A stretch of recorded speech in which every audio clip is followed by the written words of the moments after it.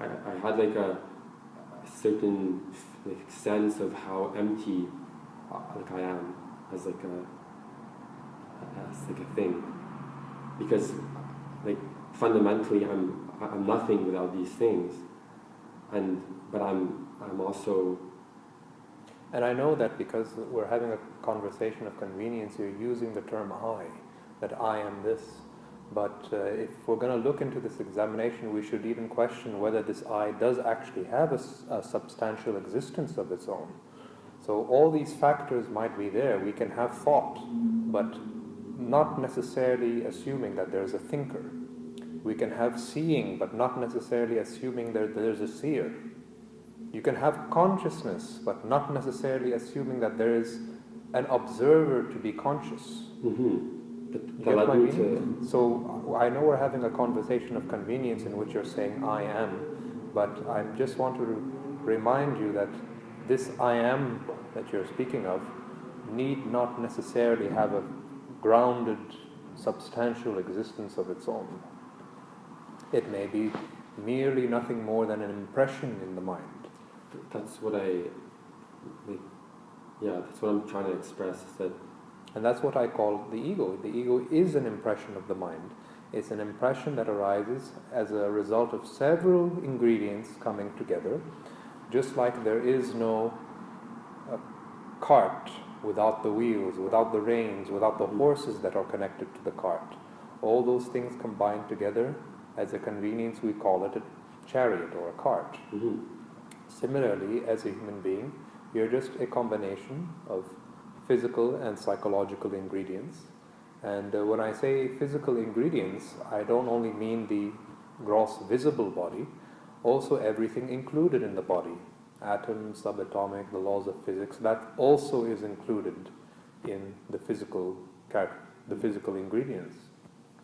So you're absolutely correct that this sense of self or personality, when thoroughly examined, will be found to exist not as an independent reality. But it doesn't exist at all. It does not exist as an independent reality.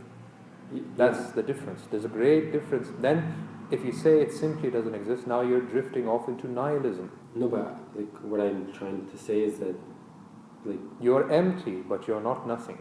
No, you're not. But you're technically you're everything, because you need everything to exist at this moment. Yes, and that's another perspective. Think of these two roads. One road, you become identified with nothing. Therefore, I am not my thought. I am not my body. I am not what I perceive in the external world. I am not all of these various appearances that arise in my experience. That's one approach. The other road is become identified with everything. Meaning, my thought is an expression of Buddha nature. My emotion is an expression of Buddha nature.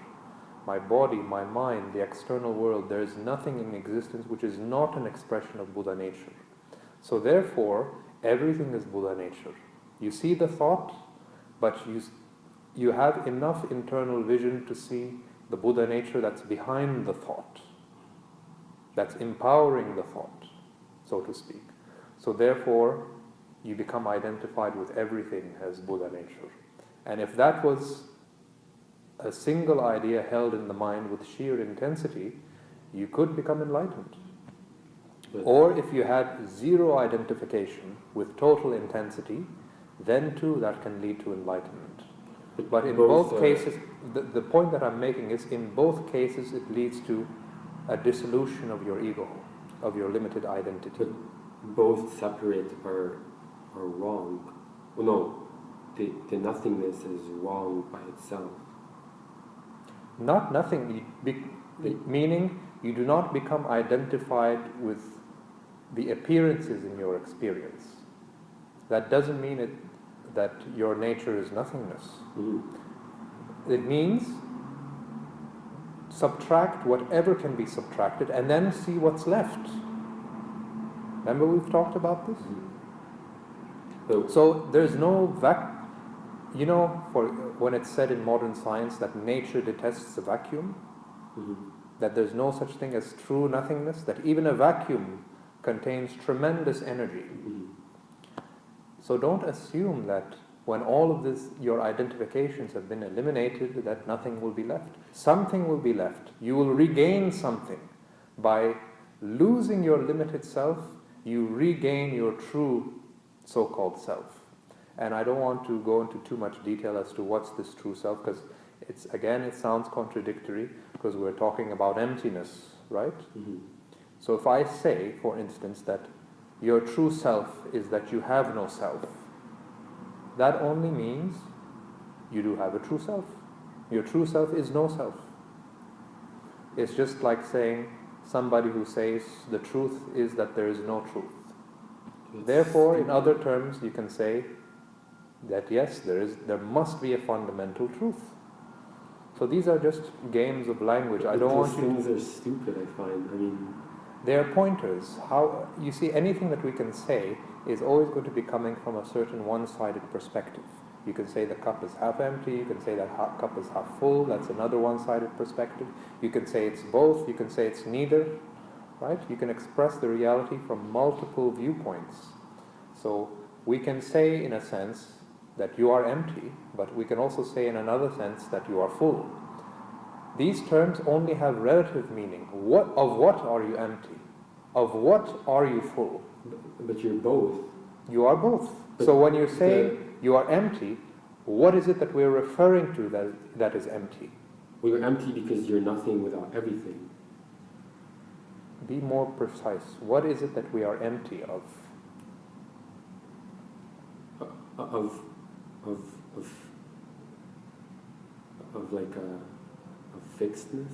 Of a permanent center. Yeah, that's what. That's like, all. But that's what I was gonna finish with. Is that it's like every second it's changing, and everything will change it. So yeah, but then the duality and the non-duality is is it that I am because right now as I'm sitting, this is Buddha nature, but fun. How would I explain it? I'm not something, but I am something. Mm-hmm. But the duality is that the non-duality is that even if I am me, myself, like Gaston or whatever, all that is still Buddha nature. It's not separate from what Buddha nature is. It's not separate from what I'm looking for. Correct. But there's fuck,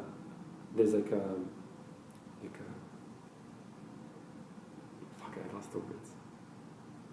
Yeah. But I understand it on a emotional level. It's just I can't try it.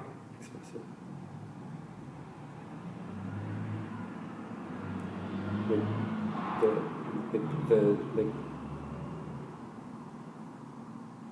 Well, okay, you know how you're looking at the breath when you meditate, and you think you're looking at the breath, but in reality,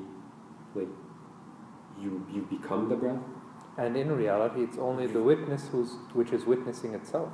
Yeah. So, but at the same time, there's that illusion where you are looking at something, and that's the duality, no? There is no duality if we assume that there is no I which is looking. That's why I said earlier, there can be seeing without a seer, consciousness without an observer to be conscious. In other words, perception can happen, yet there is no fixed center of authority that's there in your perception. What about for myself right now? However, there is a continuous thread that runs throughout, which is consciousness itself. But can you identify the limits and the borders of your consciousness as far as inner experience is concerned? No. Because anything that can be known as an object is only going to be animated by the power of your consciousness. Yeah. Right? But Even the knower, if you want to insist on a knower, even that can't be known, because if it's known as an object, then what is that which is seeing the knower? So what you're going to end up with is something absurd. You're going to have an infinite series of witnesses witnessing the witness, which is witnessing the witness. Mm-hmm. And that's an absurdity. Yeah. The result is not going to be increasing clarity. The result of that is going to be sheer confusion.